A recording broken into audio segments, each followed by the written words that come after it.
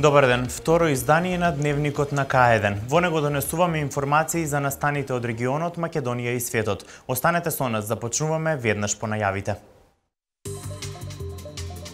Општина Велес ќе гради нова индустријска зона.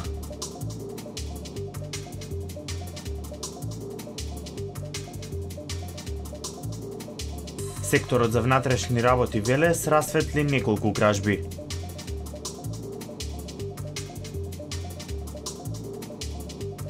Македонски народен театар одбележува 70 години.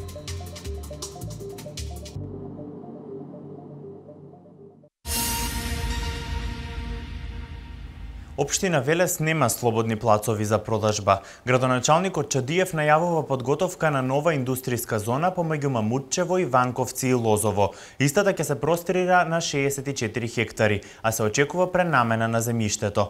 Плацови за продажба се најавуваат и во близина на поранешната топилница. Повеќе за ова во изјавата на градоначалникот на Велес Славчо Чадиев. Општина Велес ја презентираме силно и пред меѓународните институции и во Република Македонија. Само за напомена дека во овој момент во општина Велес немаме слободни плацови за продавање во било кој сегмент за нова индустријска зона.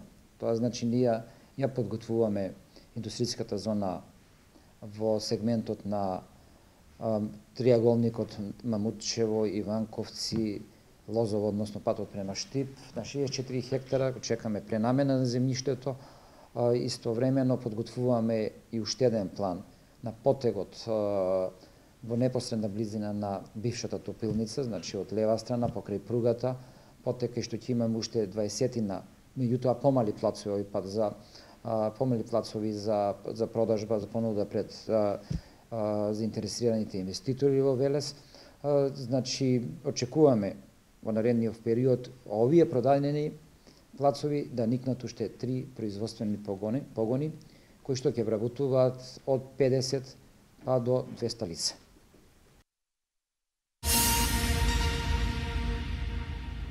Економско-социјалниот совет на Република Македонија едногласно го усвои пакетот на мерки од владината програма Македонија вработува, со која ќе бидат опфатени над 150.000 невработени лица од социјално ранливите категории: млади до 35 години, лица од 35 до 50 години и лица над 58 години.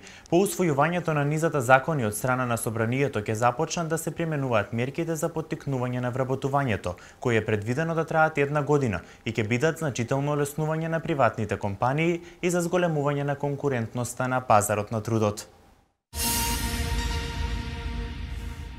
Кавадарци е лидер во регионот по реализација на проекти за полесен пристап при остварување на граѓанските права на лицата со хендикеп. Општината ќе набави опрема со која ќе се отстранат бариерите за лицата од оваа категорија. Во Македонија 776 вработени во јавната и државната администрација имаат сертификати за завршена обука за проектот Достапна администрација за лицата со хендикеп. Општина Кавадарци започна со реализација на проектот Достапна администрација за лица со хендикеп. Целта на проектот е создавање услови во општинската администрација за полесен пристап на лицата со инвалидност при остварување на нивните граѓански права и обврски. За таа цел назначени се одговорни лица кои поминаа и специјална обука. Од неодамна во едно од ресорните министерства е вработена претседателката или дел од претседателството на лицата со оштетен вид. Потоа во самата зграда функционира и здруженијето, односно лицето кое што ја координира работата на лицата со телесен инвалидитет, а и во администрацијата на локалната самоуправа имаме лица кои што го знаат јазикот на оние на глувонемите.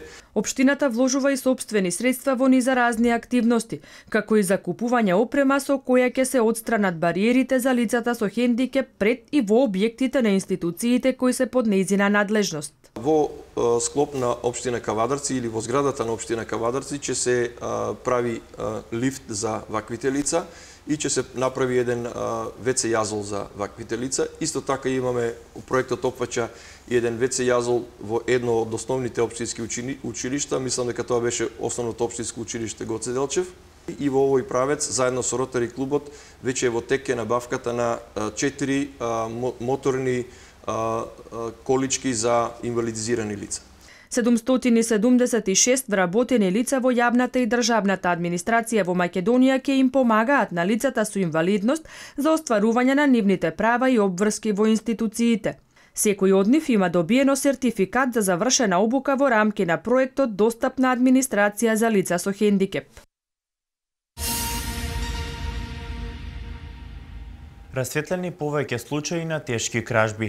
Против 24-годишниот НД е поднесена кривична пријава за ограбување на 2 цркви, 3 куќи и продавница во Велес во периодот од 15 до 23 јануари. Од објектите се одземани најразлични предмети, техничка стока и пари. Ограбен е и базенот Снупи во Велес, од каде е одземен компресор за вода и дел од инвентарот. Одземените предмети ги продавал на лице од Велес, кое потоа ги продавало во отпадите за Старо железо.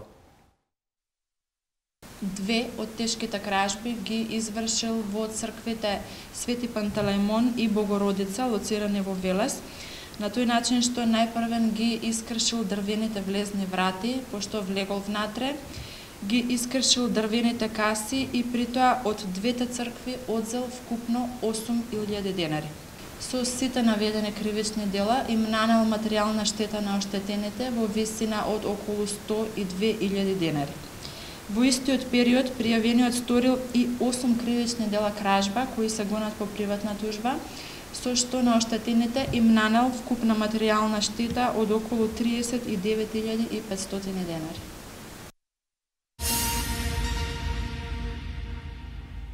Детската градинка Димче Мирчев успешно ја спроведе акцијата за собирање на стара хартија, пластика и електронски отпад.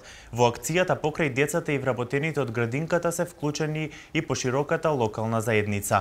Ова акција е во склоп на екопроектот Немаме резервна планета, кој во Велешката градинка се спроведува веќе неколку години и резултираше со добивање на зеленото знаме.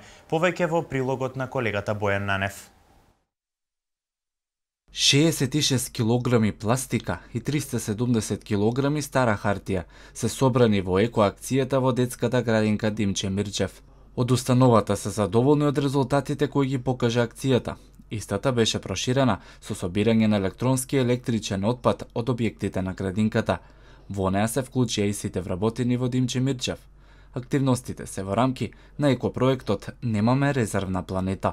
Го собравме целиот отпад, неупотребливите апарати од сите 6 објекти, направивме попис на истиот и електронскиот и електричниот отпад ќе биде предаден на лиценцирана фирма која што очекуваме деновиве да дојде истиот да го подигне. Преку екоакцијата децата учеа и како се селектира отпадот, но и како се рециклира. Екопроектот беше и причина повеќе на младите да ги дадат и своите еколошки пораки. Во хартија и пластика се става, во едната кутија се става хартија, во другата се става пластика и мора да бидат разделено.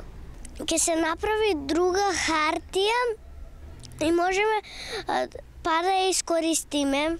Го фрлам отпадот од канта за смет, така ќе го вичистам целиот свет. Отрови и ѓубрива не користам често.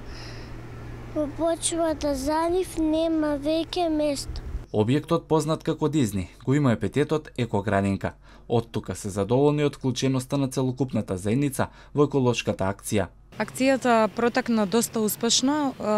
Родителите, децата и вработените од градинката активно се вклучија во истата, како и стопанските субјекти кои што се наши екопартнери во водењето на кампањата за почиста и поздрава животна средина. Екопроектот на детската градинка го донесе и зеленото знаме во негови рамки и во склоп на заштедата на електрична енергија. 5 од 6 објекти на градинката користат сончеви колектори.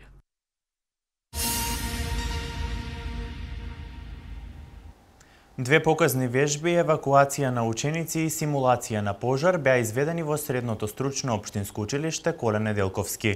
Вежбата ја изведе територијалната противпожарна единица од Велес. За учениците ова е одлична можност да научат како треба да постапат во евентуална елементарна непогода. Се очекува повремено повторување на вежбите и во останатите општински училишта. Симулација на пожар и евакуација на ученици денес беше изведено во Средното стручно општинско училиште Коле Неделковски.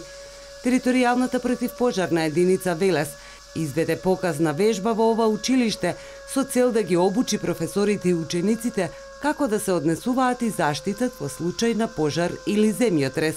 Имавме две вежби показни, каде што од едната вежба беше покажана евакуација на учениците и спасување од елементарни непогоди, односно пожар, земјотрес и останато, така да оваа соработка ќе должи на подолго дружење и спремање на наставниот кадар за ученици, да се грижат за ученици. Значи безбедни ученици, добро училиште, сигурни родители.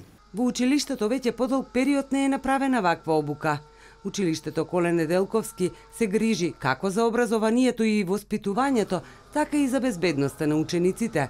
Сметаат дека оваа соработка е од големо значење. Ние ќе се потрудиме ова да го повториме за учениците да можат да реагираат брзо и ефикасно. Оваа обука е во интерес на сите граѓани, бидејќи на овој начин и лично ќе се запознаат со начините за само евакуирање во домашни услови.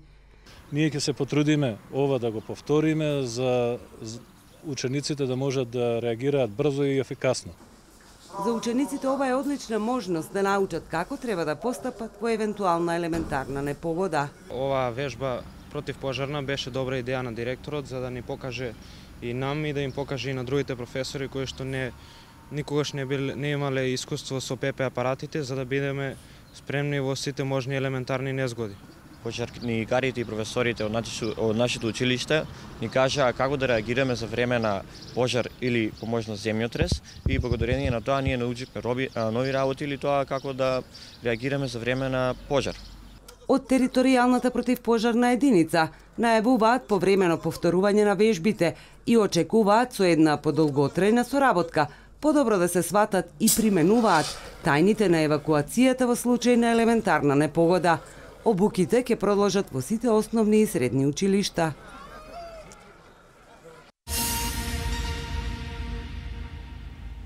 Машкиот кошаркарски тим на Средното економско училиште Јовче Тесличков од Велес освои бронза на државниот кошаркарски надпревар. Медалот е голем успех како за училиштето, така и за самите кошаркари, а истовремено и поттик во понатамошниот професионален кошаркарски ангажман.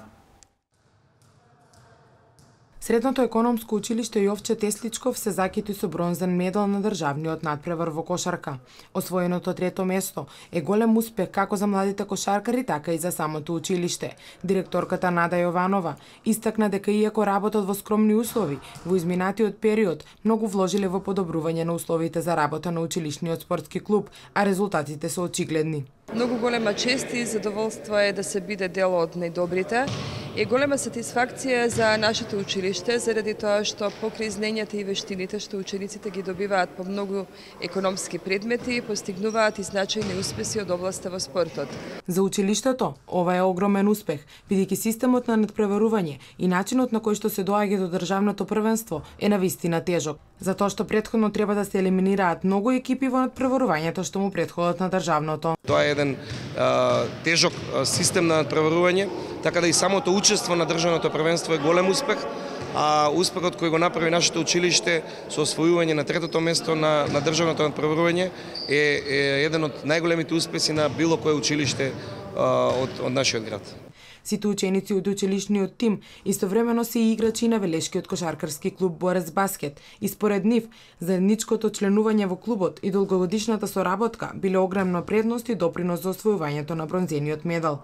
Учениците заслужни за медалот се задоволни и горди на својот успех. Како младинци многу ни е чест бидејќи ние отидовме таму како најголеми аутсайдери.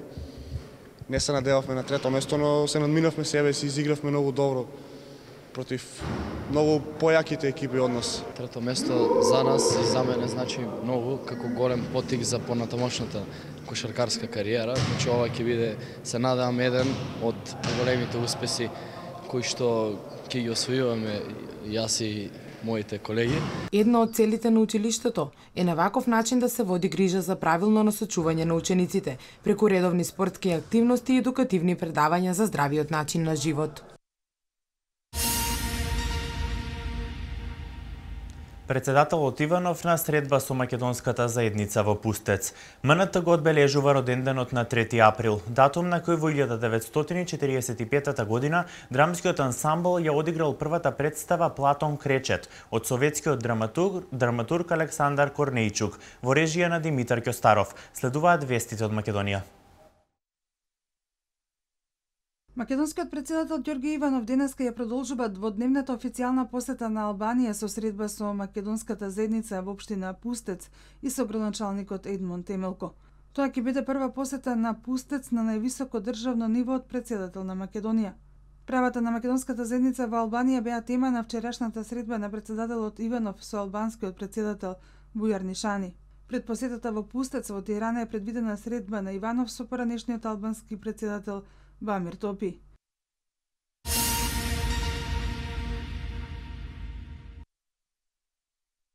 Македонскиот народен театар денес свечено ќе одбележи 70 години од основањето и од првата изговорена реплика на македонски јазик.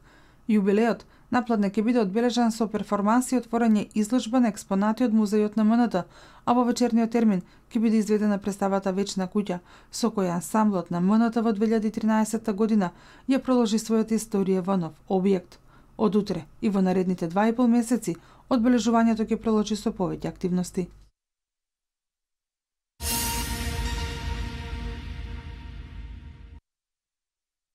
Серија од 5 земјотреси беа регистрирани вчера ноќта во Дебарскиот регион. Телеметриската сеизмолошка мрежа на Македонија со станици во Скопје, Штип, Валандово, Битола, Охрид и Крушево, одржувана од сеизмолошката обсерваторија при Природно-математичкиот факултет во Скопје, ноќта на 3 април регистрираа серија земјотреси чии епицентри се наоѓаат на 110 км југозападно од Скопје и потекнуваат од Дебарското епицентрално подрачје. Дел од овие земјотреси беа почувствувани во Дебар и околината. Земјотресите, освен мала вознемиреност кај населението, не предизвикале материјални штети.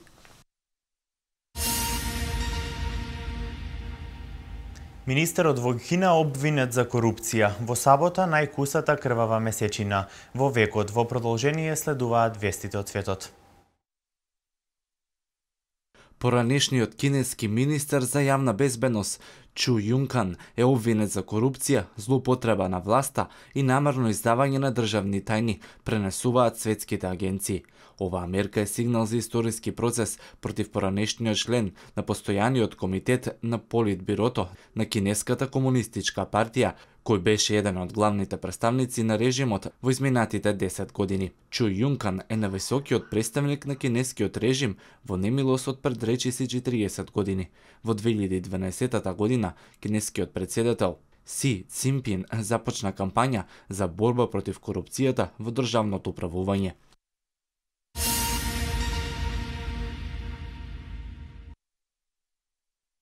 Во текот на ноќта од петок кон сабота ќе се случи најкусото целосно месечево затемнување во векот, кога месечината ќе стане крваво црвена само 5 минути, објави Американската агенција за вселенски истражувања НАСА. Според пресметките на астрономите, затемнувањето на месечината ќе започне во 9 часот во сабота по Гринич, 11 часот по македонско време, кога сенката на земјата ќе го покрие дискот на месечината од светлината на сонцето. 3 часа подоцна, во 11 часот и 57 минути по Гринич, затемнувањето ќе ја достигне целосната фаза, која што ќе трае само 5 минути. Можноста да уживаат во гледката на крвавата месечина ќе ја имаат само жителите на Северна Америка и западот на Јужна Америка, во делови од САД и Канада, во Мексико, во Австралија, на рускиот далечен исток, во источен Сибир и во државите во источна и југоисточна Азија, како Индија и Западна Кина.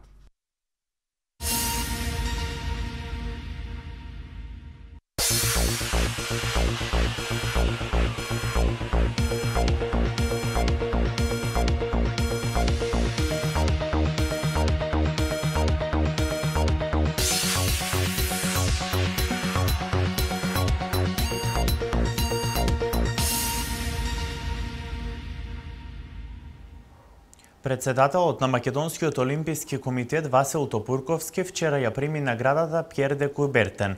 Ракометарите на националниот тим до 21 година на меѓународниот турнир во Бугојно стартуваа со пораст против младинците од Катар. Македонската кајакарска федерација викендов ќе го организира 47-то издание на меѓународната спортска манифестација и линденски кајак слалом, што ќе се одржи на Матка. Председателот на Македонскиот олимписки комитет Васил Топурковски вчера ја прими наградата Пјер де Кубертен за заслуги во олимпизмот. Наградата ја врачи подпредседателот на Интернационалниот олимписки комитет Патрик Хики. Тупурковски се заблагодари, изјавувајќи дека ова не е награда за него, туку за целото македонско олимписко движење. Меѓународниот олимписки комитет оваа награда им ја доделува на поранешни спортисти и заслужни спортски работници кои оставиле белег во олимпиското движење.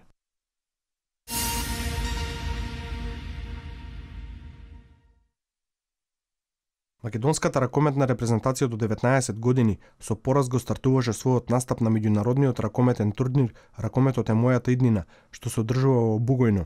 Нашите репрезентативци во пресметката со врсниците од Катар завршија со 4 негатива. Крајниот резултат беше 32-28. Првото полувреме се покажа како клучно, кога веќе се беше познато и нашиот национален тим губеше со 10 разлика. Нов обид нашите ракометари веќе ќе имаат денес, најпрво против тимот на Полска, а подоцна против домашната репрезентација на Босна и Херцеговина.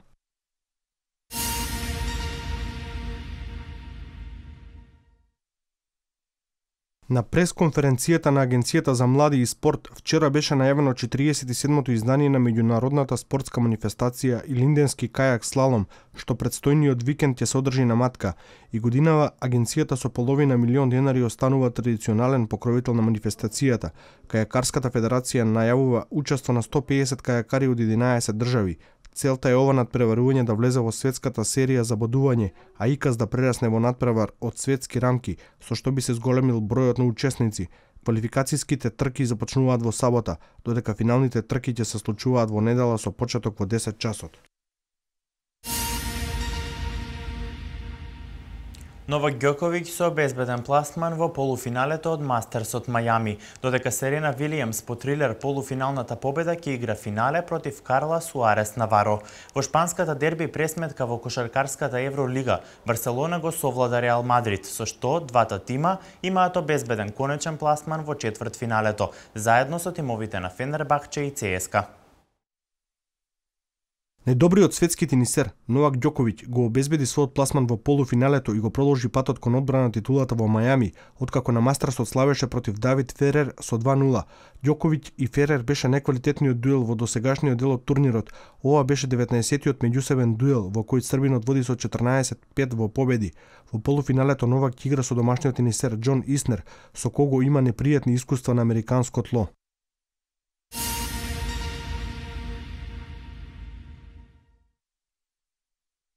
Серена Вилијамс, најдобрата тенисерка на светот, се пласираше во ново финале со трилер победата над Симона Халеп во 3 сета, со што ќе има можност да се бори за својата 8-ма титула на Мастерсот во Мајами. Вилијамс ја забележа 20-тата последователна победа, а последен пат загуби во октомври токму од Халеп. Во финалето од Мастерсот Селена ќе се сретне со шпанката Карла Суарес Наваро, која со 2 сета славеше над Андреа Петковиќ во полуфиналето. Финалето во Мајами од понеделник ќе го донесе првиот пласман меѓу најдобрите 10 на светската тениска листа.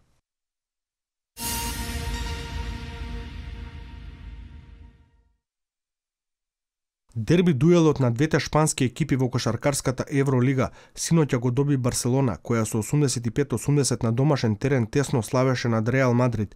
Важна победа во ова 13-то коло од топ 16 фазата постигна и Алба на гостувањето во Атина против Панатенаикос. Па така последното коло ќе решава за кои екипи покрај Реал Мадрид и Барселона од Е групата ќе се пласираат во четвртфиналето. Пласман во четвртфиналето имаат обезбедено Реал Мадрид, Барселона, Фенербахче, ЦСКА и Олимпијакос.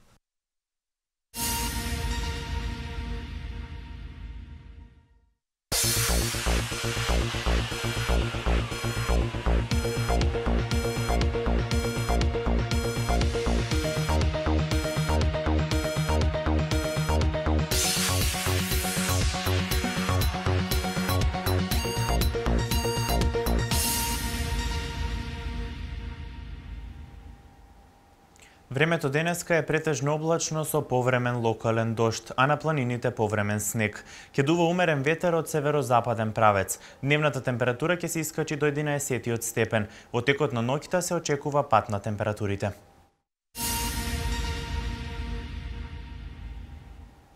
Тоа беше се во ово информативно издание на К1. Следна средба ви закажувам во 20 часот. Пријатно!